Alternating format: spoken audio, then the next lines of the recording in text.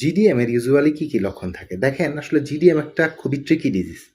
প্রেগন্যান্সিতে এই একটা ডিজিজ আছে যার খুব একটা লক্ষণ প্রকাশ পায় না, বা যেই লক্ষণগুলো প্রকাশ পায় এগুলো আসলে নর্মাল ফিচারের মতোই থাকে, তাই কনফিউজড হয়ে যাওয়ার সম্ভাবনা থাকে।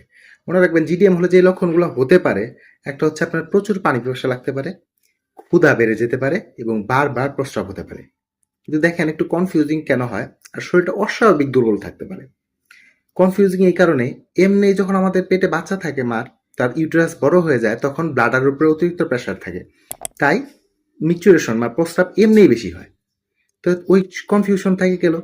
বাচ্চা পেটে আসলে অনেকের ক্ষুধা এমনিই বেড়ে যায়, আর ক্লান্তি লাগার কারণে আসলে পানি এমনিই বেশি পিপাসা লাগে, তাই আপনি কনফিউজড হয়ে যেতে পারেন। তো এই লক্ষণগুলো যদি থাকে আপনার, তাহলে একবার আরবিএসটা টেস্ট করবেন। আরবিএস যদি হাই আসে অবশ্যই ওজিটিটা করে নেবেন, এটা আপনার জন্য সেফ হবে। আশা রাখি বুঝতে পেরেছেন। ধন্যবাদ সবাইকে।